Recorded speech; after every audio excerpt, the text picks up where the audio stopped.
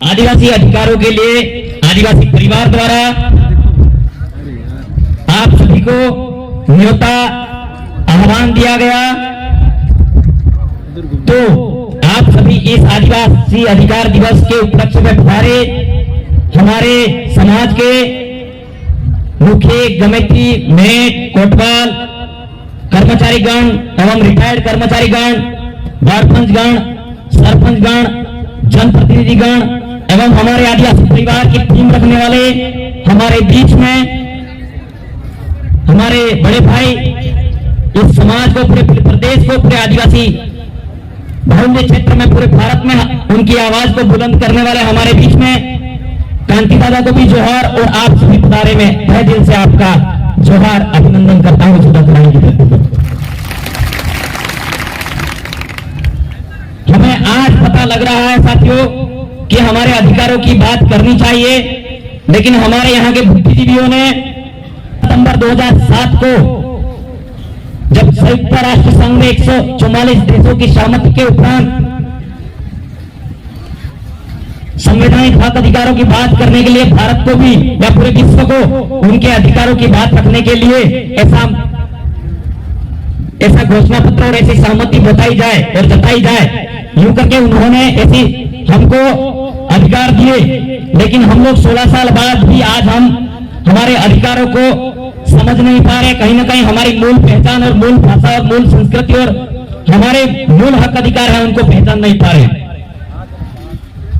साथियों, कहीं ना कहीं ये हो रहा है कि 16 साल पहले हमारे अधिकारों के लिए ऐसा स्टेटमेंट पारित हुआ, तो हम लोगों को आज पता लगा। ऐसा का ऐसा हमारे साथ में 46 साल या उससे पहले भी वर्षों से, सदियों से चलता आ रहा है।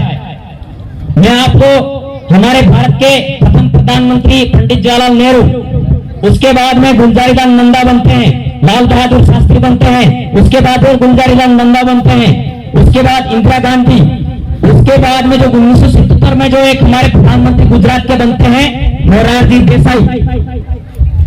हमारे संविधान में आर्टिकल 12 से 35 तक हमारे संविधान में हक अधिकारों का उल्लेख है, लेकिन हमारे संविधान में जो हम आज ठोकरें खा रहे हैं, कहीं ना कहीं हमारे मूल अधिकार को, जो 7 अधिकार थे, किसने खत्म किए? यह बात किसी भी व्यक्ति ने लोकसभा, विधानसभा, राज्यसभा में ये प्रस्ताव ले जाकर नहीं रखा कि 1977 में किस व्यक्ति ने हमारे अधिकार को खत्म किया।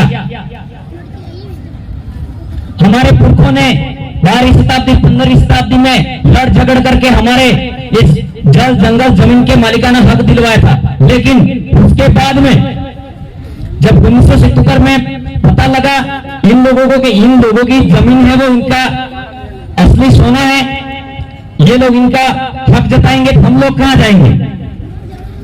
तो उसके बाद में मोरारजी देसाई प्रधानमंत्री थे। उस समय मोरारजी देसाई ने जो हमारा संपत्ति का अधिकार था, आपका जमीन का अधिकार था, यानी कि आपके जमीन के अंदर सोना निकले तो आपका है, आपके जमीन के अंदर रेती निकले तो वो आपकी है, आपके अंदर पत्थर निकले तो वो आपका है।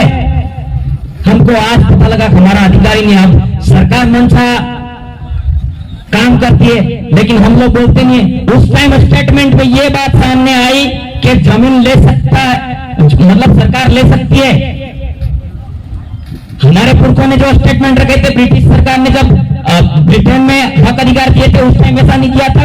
यहाँ तो केंद्र सरकार, राज्य सरकार, कोई भी सरकार नहीं ले सकती है, और गैर आदिवासी तो ले नहीं सकता है। आदिवासी की मूल मालिकाना हक आदिवासियों का है। लेकिन जब 1977 में संपत्ति के अधिकार को नष्ट किया, उसमें यह लिखा गया उन लोगों ने कि हम लोग विकास के नाम पर आपकी जमीन को लेंगे,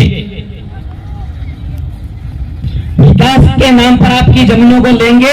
तो हमारे वाले उस टाइम पे बोलने वाले थे नहीं, तो उन लोगों ने विकास के नाम पर लेंगे। तो सरकार ने यह स्टेटमेंट निकाला था कि जो जमीन जा रही है उसका हम मुआवजा देंगे। क्या लिखी गई थी बात? जो जमीन जिसकी कोई विकास के कार्य में, रोड के कार्य में जा रही है, कोई रेलवे पर ट्रैक बन रहा है उसमें जा रही है, हवाई पट्टी बना रहे हैं उसमें जा रही है, तो हम लोग उनका मुआवजा देंगे। लेकिन आज क्या जो 1977 में मोरारजी देसाई की सरकार थी, क्या वो सरकार के जो 44वें संविधान संशोधन में ये हमारे संविधान अधिकार को बदला गया? उस अधिकार के स्टेटमेंट क्या आज हम हमारे सरकार से हम मांग करना चाहते हैं, मेरी जमीन चली गई तो क्या ये रोड बन रहा है या पास में आपका मकान है तो आपको सरकार मुआवजा दे रही है या नहीं दे रही है? ये आपको सोचना समझना चाहिए। इस विषय पर हम लोग नहीं बोल रहे। हमारे यहाँ के हम खुले मन से कहना चाह रहे हैं, हमारे यहाँ के जो हम लोकतंत्र का हिस्सा मानकर आगे पहुंच जाते हैं वो लोग हमारे आज तक नहीं बोले। चाहे हमारा भाई भी गया तो वो नहीं बोला। हम लोगों को तो यहाँ से आगे बैठते कहाँ है वो नहीं पता था। ये तो मेहरबानी की बात है कि हमारे कांति दादा भंवरलाल जी परमार दादा ने मिलकर इस प्रदेश टेरिटरी में और पूरे भारत में आदिवासियों को जगाने का काम किया। तब तक हमको विधानसभा की भी सकल राजकुमार जी भाई बोले तब दिखी है। मैं कैसा मान सकता हूँ कि विधानसभा में कड़ी का जो पीढ़ी आदमी थी कि हमें मैं नहीं पता तो मैं જોયું હતું કે વિધાનસભા એવું કહેવાય પણ कुर्सियों पे कैसे बैठते हैं, उनकी बात कैसे रखते हैं, इन कांति दादा और भंवरलाल परमार दादा की वजह से आज विधानसभा की हमको शकल देखने मिल रही है और आदमी खड़ा होकर वह पुरजोर तरीके से बात करता है। और मैं इस मंच के माध्यम से ये कहना चाहता हूँ, हम लोग पार्टी सर्वोपरि नहीं मानते, हमारा समाज आदिवासी समुदाय आदिवासी परिवार सर्वोपरि मानते हैं। पार्टी का हवाला संविधान में नहीं है, क्योंकि आप लोगों को पता होना चाहिए हमारे कांति दादा और अमित दादा और जगदीश भाई पांडु दादा थे और पवर दादा। आज आपको पता होना चाहिए कि हमारे उदयपुर क्षेत्र में पूरे आदिवासी टेरिटरी विस्तार में समस्या होती है। क्या आप लोग इनको कांति भाई को पैसे दे रहे हो? क्या कांति भाई आपके लिए बोल रहे हैं? कांति दादा को चिंता हो रही है कि मेरा समाज मेरे लिए सब कुछ है। कांति भाई आज प्रिंसिपल क्यों नहीं होते? कांति भाई आज उच्च न्यायालय में वकील नहीं होते क्या?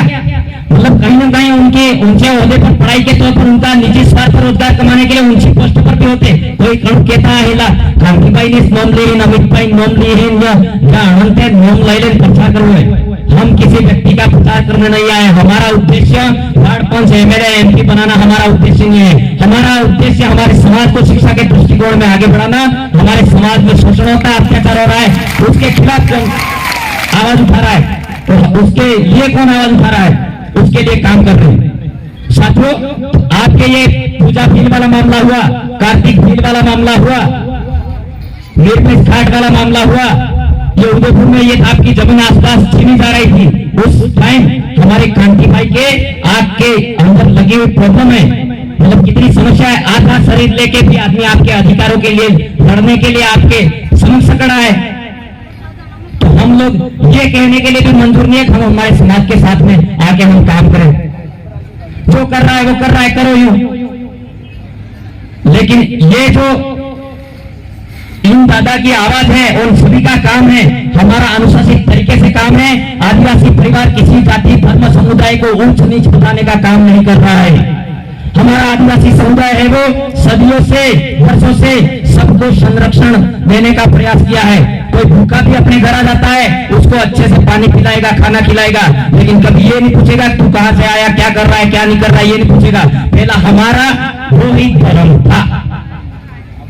लोग यूं कहते हैं कि हमारा धर्म वो धर्म नहीं था। आपने कहूं क्या तुम थोड़ी पीड़ा दियो धर्म भाई, तो हमारे वाले लोगों ने उसको कन्वर्ट कर दिया धर्म में। असल कौन करी धर्म भाई यूं कहते थे। धर्म का उल्लेख ऐसे नहीं था हमारे आदिवासी समुदाय में। हमारे आदिवासी समुदाय जीव मात्र मानव मात्र कल्याण के उपलक्ष्य में काम करता है। हमारे वाले भूखे और हमारे जैसे कोई महिला होती है तो वो धर्म तर्ज उठाए जाए कहा थोड़ी का बोला आपने ये माटलों में जो धर्म खाए वो धर्म खाए वो धर्म का वो काम को अपना सर्वोपरि मानते थे। यानी कि हमारा आदिवासी समुदाय है वो प्राकृतिक जीवन नैसर्गिक जीवन शैली को पूछता आया है, काम को प्राथमिकता मानता है। तो इन दादाओं का और सबका ये काम कर रहे हैं, तो आपको एक करने का काम कर रहे हैं साथियों। कंधे से कंधा मिलाकर आप आदिवासी परिवार की विचारधारा के साथ जुड़ जाइए। ये लोग अंधविश्वास के खात्मे करके आपके शिक्षा के बारे में ये चिंता कर रहे हैं, आपके स्वास्थ्य के बारे में चिंता करते हैं, आपके जमीन के बारे में चिंता करते हैं, आपके जो पेट के अंदर बच्चे पल रहे हैं, हमारे जो न्याय है आए हैं उन सभी के लिए काम कर रहे हैं, किसी अकेले का काम नहीं कर रहे हैं साथियों। ये बात हमें यहाँ से पढ़ लेके जानी है साथियों। इसलिए साथियों आप लोगों को समझना है, मैं ज्यादा समय नहीं लेकर मैं मेरी वाणी को यही ध्यान देने से पहले मैं यही बात कहना चाहूंगा कि हमारा कोई भी सामाजिक कार्यकर्ता बात रखे, आप लोग ध्यानपूर्वक शांतिपूर्वक अपने जो सामाजिक कार्यकर्ता की बात सुने। कोई भी चाहे 5 बज जाए 6 बज जाए आप सुने बिना नहीं जाए, क्योंकि हमारे पुरखों ने 365 दिनों की 365 दिन प्रतिदिन हंसते हंसते हमारे इस मुल्क जमीन के लिए, मूल मालिकाने हक के लिए हंसते हंसते फांसी दे दिए। हम लोग 5 घंटे बैठने के लिए तैयार नहीं होते, उठ के चले जाते हैं। लेकिन हमारा छोटे से छोटा कार्यकर्ता, बड़े से बड़ा सामाजिक कार्यकर्ता, हर आदमी अलग अलग टैलेंट, हर आदमी अलग अलग ज्ञान आपको पहुंचाने का प्रयास करेगा। वो आपको जानकारी है, वो आपको आप सीमित नहीं रखनी है, आपको वो जानकारी ले जाकर के आपके सगे संबंधी परिवार में फैलाने का काम करना है। तो हमारे जो 1913 में और हमारे पुरखे जो सदियों से अब राजस्थान, मध्य प्रदेश, गुजरात, महाराष्ट्र पूरे आदिवासी टेरिटरी विस्तार को मिलाकर फिर प्रदेश बनाने का सपना है, हमारे कंधे से कंधा मिलाकर काम करने से पूरा होगा साथियों, मैं ये कहना चाहता हूँ। इसलिए बहुत बहुत धन्यवाद संचालक महोदय। एक बार और नारा हो जाए, जय जोहार का नारा है, देश हमारा है, जय जोहार का नारा है, भारत देश हमारा है। अरे कुछ तो करो जवानी में, आग लगा दो पानी में। जय जोहार, जय आदिवासी, जय।